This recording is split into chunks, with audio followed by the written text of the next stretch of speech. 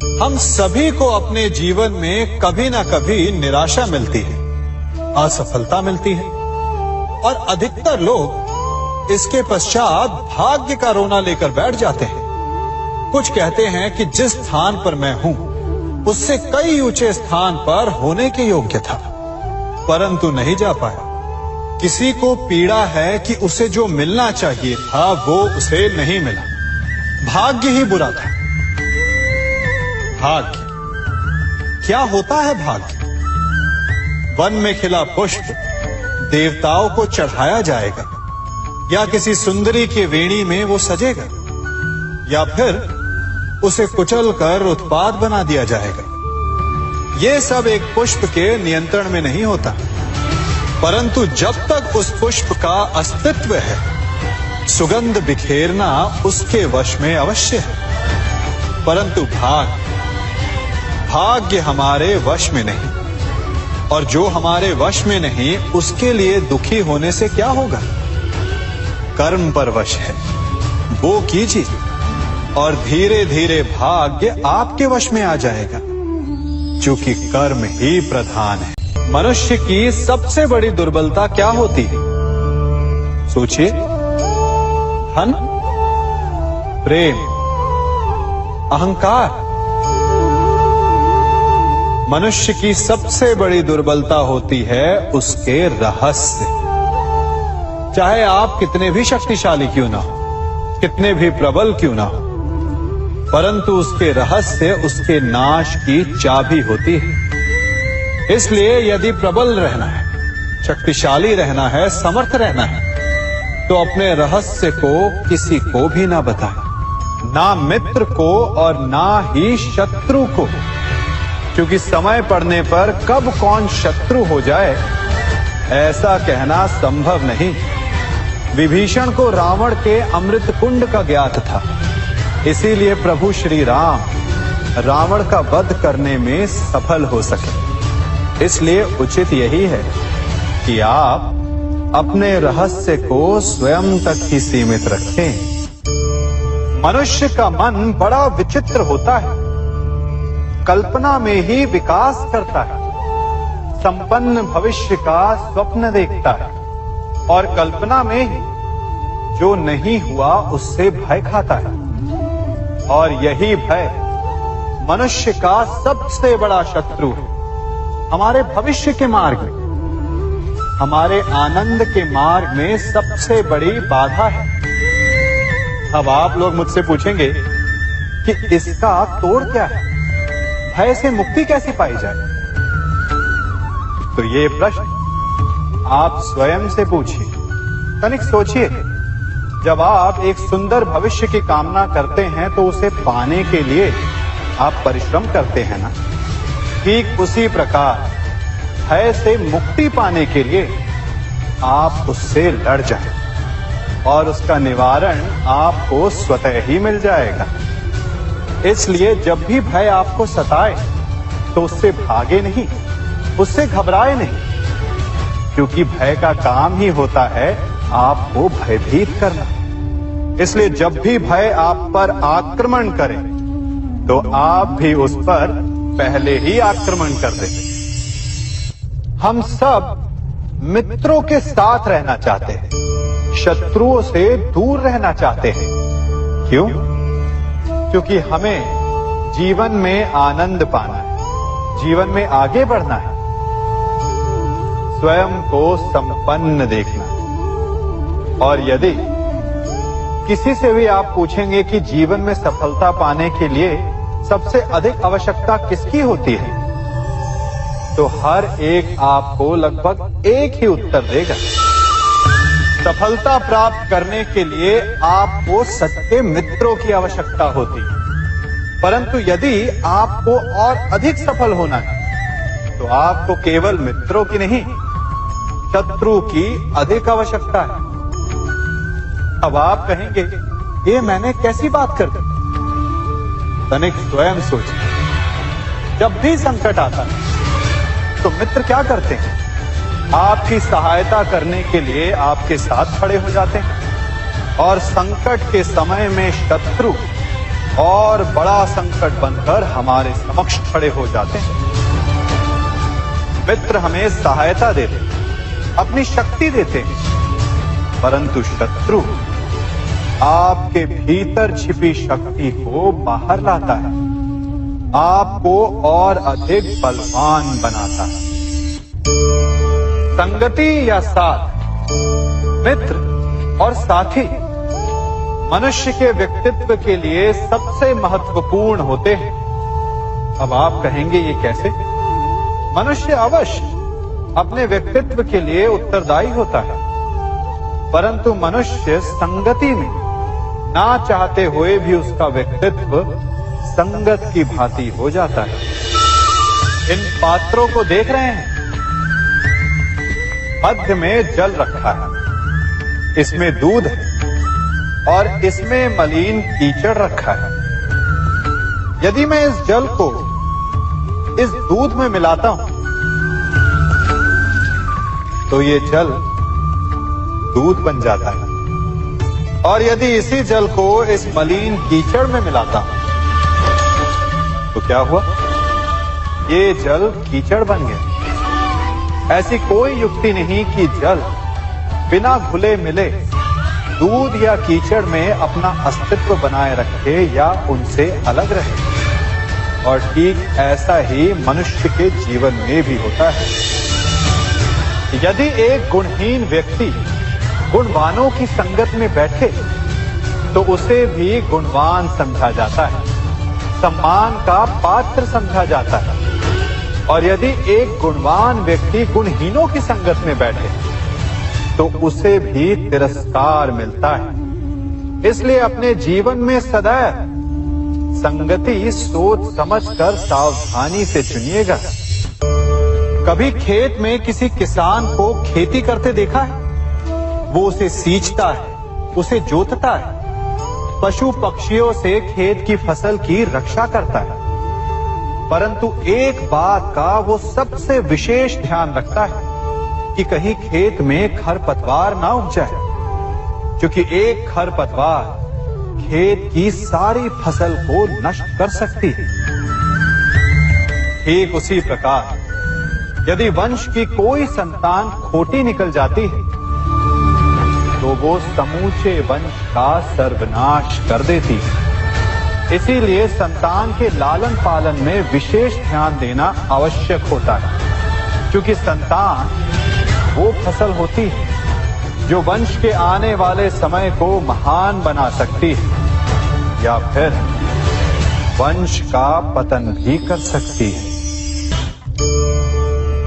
मनुष्य भी बड़ा विचित्र प्राणी है। अपनों से नीचे के स्तर के लोगों को वो हे दृष्टि से देखता है, उनका उपहास उड़ाता है, उनसे बार बार कहता है कि तुम्हारा कुछ नहीं हो सकता, तुम भविष्य में कुछ नहीं कर पाओगे। जब मनुष्य के पास धन संपत्ति मान होता है तो वो दूसरों का आदर नहीं करता, परंतु वो एक बात भूल जाता है कि उससे भी अधिक शक्तिशाली कोई अस्तित्व में है, और वो है समय। काल काल अपना चक्र कब बदलेगा ये कोई नहीं जानता। समय अपनी करवट कब लेगा ये कोई नहीं जानता। कोयला भी समय के साथ साथ हीरे में परिवर्तित हो जाता है। इसलिए जीवन में कभी भी किसी का भी उपहास नहीं उड़ाना चाहिए।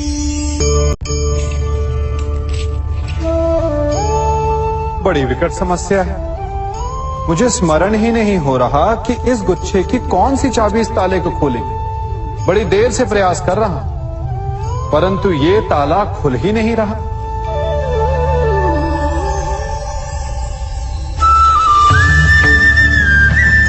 ऐसी परिस्थिति में आप क्या करेंगे? अधिकतर लोग ऐसी परिस्थिति में अपनी आशा खो बैठते हैं। उन्हें लगता है कि चाबी खो गई। वो तिलमिला जाते हैं, क्रोधित हो उठते हैं, परंतु उस समय धैर्य रखें तो गुच्छे की अंतिम चाबी ताला खोल सकती है। कुल्हाड़ी का अंतिम प्रहार वृक्ष को काट के गिरा देता है, परंतु क्या सत्य में कुल्हाड़ी का अंतिम प्रहार वृक्ष को काट के गिरा देता है? आपको आपका लक्ष्य दिला देता है? नहीं, आपका निरंतर प्रयत्न ही आपको सफलता दिलाता है। जब आपका मन निराश है तो अपने कार्य में दुगनी उत्साह से जुट जाइए, क्योंकि अनावरत बहता जल ही कठोर चट्टान को काट सकता है। सफलता का मूल है परिश्रम, प्रयास और आशा। मनुष्य का जीवन ऋतुओं के समान होता है। आज ग्रीष्म तो कल वर्षा, परसों शीत। तनिक संकट आया तो हम संयम खो बैठते हैं, तनिक ऋतु बदली तो हम अधीर हो जाते हैं। अपने आक्रोश में, अपने क्रोध में हम उनसे ही संबंध बिगाड़ लेते हैं जो हमारे अपने होते हैं। क्यों ऐसा होता है ना? हमें लगता है कि हमारे अपने फिर से मना लेंगे, परंतु स्मरण रखिए, सदा ऐसा करना संभव नहीं होता। सागर की उछलती लहरों को तट सहता है, और यदि तट ही टूट जाए तो बाढ़ आ जाती है। हमारे संबंध भी दूध की भांति होते हैं। दूध तपकर उबल सकता है, परंतु यदि उसमें खटास आ जाए तो वो फट भी जाते हैं। और फटे दूध को चाहे जितना मत लो, उसमें से माखन नहीं निकलेगा। इसीलिए अपने संबंधों को संभल कर निभाना चाहिए। कभी चुंबक को देखा है कैसे वो लोहे की ओर आकर्षित होता है, और कैसे वो लोहे को अपनी ओर आकर्षित करता है? क्योंकि उसके स्वभाव में ही आकर्षण है। हम सबके भीतर भी एक ऐसा ही चुंबक होता है, विचार का चुंबक, जो सदा अपने ही जैसे विचारों को आकर्षित करता है। हम जो बोते हैं वही काटते हैं। उसी प्रकार हम जैसा सोचते हैं वैसा ही पाते हैं। साधु ईश्वर का नाम जपता है तो उसे ईश्वर मिल जाता है। अर्थात फल हमारी सोच पर निर्भर करता है। ओस की बूंद यदि केले के पत्ते पर गिरे तो वो कपूर बन जाती है, सीप में गिरे तो मोती, और यदि विषधर के मुख में गिरे तो विष। बूंद एक है, परंतु उसके प्रारब्ध भिन्न है, क्योंकि उसे आकर्षित करने वालों का व्यवहार भिन्न है। इसलिए यह आप पर निर्भर करता है कि आपको भविष्य में विष चाहिए या अमृत। स्मरण रखें, हम वही बन जाते हैं जैसा हम सोचते हैं, जैसा विश्वास रखते हैं। ये आपका विश्वास ही है जो ये निर्धारित करेगा कि आपको विष मिलेगा या अमृत। इसलिए अपनी सोच को सुदृढ़ रखिए, सकारात्मक रखिए, और फल भी सकारात्मक ही आएगा। जब से ये सृष्टि बनी है, नदी की धारा और चट्टान के मध्य सदा संघर्ष रहा है, परंतु हर बार चट्टान की कठोरता को हारना पड़ता है, और नदी की धारा कोमल होते हुए भी कठोर चट्टान को काट देती है। कभी सोचा है क्यों चट्टान इतनी कठोर और जल इतना कोमल? चट्टान इतनी दृढ़ और जल इतना लचीला, फिर भी सदा जल कठोर चट्टानों के मध्य से अपना मार्ग बना ही लेती है। कारण केवल एक है, और वो है लगातार चलने की क्षमता। जल बढ़ता रहता है, चट्टान अडिग रहती है। इसी कारण जल चट्टान को काटकर मार्ग बना लेता है। इसलिए लगातार चलते रहिए, रुकिए मत, क्योंकि चट्टान जैसी हर समस्या को आप भी जल की तरह काट सकते हैं। इस फल को देख रहे हैं आप? अभी अभी अपनी डाल से अलग हुआ है, बड़ा दुख होता है ना जब आप अपने उद्गम से अलग होते हैं, परंतु ये दूरी भी आवश्यक है। अब इस फल को ही ले लीजिए। अपने जीवनदाता वृक्ष से अलग होकर ये ना केवल किसी की भूख शांत करेगा, अपितु इसके भीतर के बीज से एक नए वृक्ष का सृजन भी होगा और कई फल जन्मेंगे। सृजन की प्रतिक्रिया में पीड़ा आवश्यक है। यदि पीड़ा नहीं होगी तो सृजन नहीं होगा। पीड़ा अपने उद्गम से दूर होने, पीड़ा अपनों से दूर होने। इस फल की भांति हम मनुष्यों को भी अपने उद्गम से, अपने सगे संबंधियों से अलग होना पड़ता है और यही अलगाव एक नए सृजन को, एक नई सृष्टि को, एक नए विकास को जन्म देता है। इसलिए ऐसे अलगाव से दुखी मत होइए, उसका स्वागत कीजिए, क्योंकि ये विकास की नींव है। अपराध वो भावना है जिसके कारण संसार में सदा दुख ही व्याप्त रहता है। हम सब अपराधियों से घृणा करते हैं, उन्हें कोसते हैं, परंतु क्या कभी विचार किया है कि कोई भी जन्म से अपराधी नहीं होता? तो ऐसा क्या कारण है कि कोई इतना बुरा बन जाता है कि वो बुराई की सीमाएं ही पार कर जाए? कारण है कामना। यदि कामना पर नियंत्रण ना रखा जाए, यदि कामना को पूर्ण करने के लिए परिश्रम ना किया जाए, तो वो तृष्णा में बदल जाती है और तृष्णा लालच में, और लालच छल में, और छल करते ही मनुष्य अपराध की ओर अपने पग बढ़ा देता है। इसलिए ये अत्यंत आवश्यक है कि मन की कामनाओं पर नियंत्रण रहे। यदि मन पर नियंत्रण रहेगा तो अपराध पर स्वयं ही नियंत्रण हो जाएगा। हम सबका मन करता है कि हम जीवन में ऐसे शिखर पर पहुंचे जहां हमसे ऊपर कोई ना हो, जहां हमें कुछ करने की आवश्यकता ना पड़े, है ना? कुछ लोग इस शिखर पर पहुंच भी जाते हैं, परंतु उनका मन सदा विचलित रहता है। इतनी मनोरंजक बात है ना कि जिस विश्राम को पाने के लिए हम इतनी मेहनत करते हैं, इतना परिश्रम करते हैं, वो हमें मिलता ही नहीं। कारण स्वयं सोचिए, वन का राजा होने के पश्चात भी सिंह को अखेट के लिए परिश्रम क्यों करना पड़ता है? सोचिए। मैं बताता हूं, क्योंकि राजा होने का अर्थ ये नहीं कि वो सदा सोता रहे और मृग स्वयं उसके समक्ष आकर कहेगा कि आइए महाराज, मुझे खाकर अपनी भूख मिटाइए। तो समझ लीजिए, कार्य आपके परिश्रम से संपन्न होते हैं, केवल कामना से नहीं। यदि आप नीचे हैं तो सदा स्मरण रखें कि आपका परिश्रम ही आपको ऊंचाइयों पर ले जाएगा, और यदि आप ऊंचाई पर हैं तो वहां पर भी रहने के लिए आपको निरंतर परिश्रम करते रहना होगा। अर्थात परिश्रम से मुक्ति नहीं है, क्योंकि परिश्रम ही जीवन है।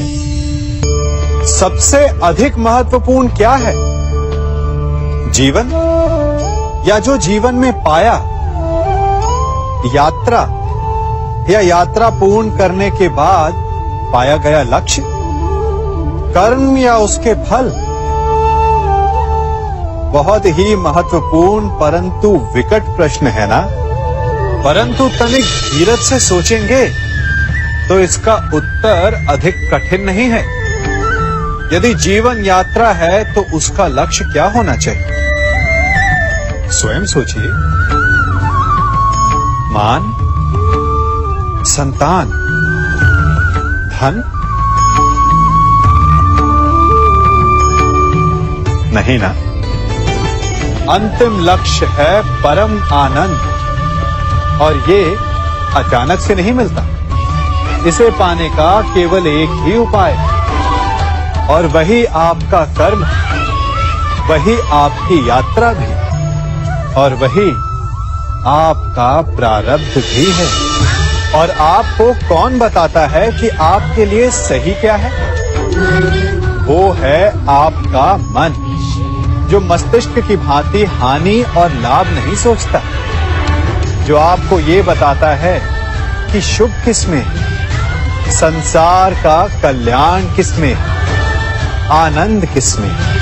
यदि आपका मन संयमित है तो वो आपका सबसे महत्वपूर्ण मार्गदर्शक है, जो आपकी यात्रा, आपका लक्ष्य, आपके कर्म और उसके फलों को सबको शुभ बना सकता है।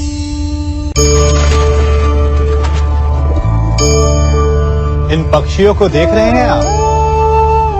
इनका उड़ना वायु में इतना संतुलन मुक्त कर देता है ना? इन्हें उड़ते देख आपके मन में भी इच्छा होती होगी कि इन्हीं की भांति आप भी स्वतंत्रता से उड़ पाएं। ईर्ष्या होती है ना, जब आप इन्हें खुले आकाश में ऐसे विचरण करते देखते हैं। पर कभी सोचा है इस उड़ान को, इस स्वतंत्रता को पाने के लिए कितना परिश्रम, कितना अभ्यास किया होगा इन्होंने? आकाश में उड़ने से पूर्व धरती पर कितना गहन परिश्रम किया होगा इन्होंने। इनके माता पिता ने पहली बार जब इन्हें पंख फड़फड़ाने को उकसाया होगा तो कितनी बार गिरे होंगे। पहली बार वायु में उड़ते समय कितना भय लगा होगा इन्हें। अपनी पहली उड़ान के पश्चात धरती पर उतरते समय गिरकर कितनी चोट खाई होगी। इस उड़ान का, इस स्वतंत्रता का ये मूल है।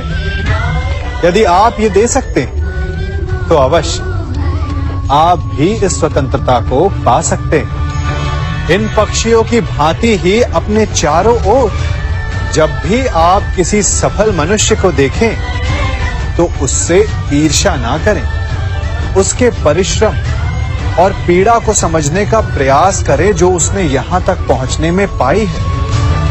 प्रेरणा लें, प्रयास करें और स्वयं भी सफल हो जाएं।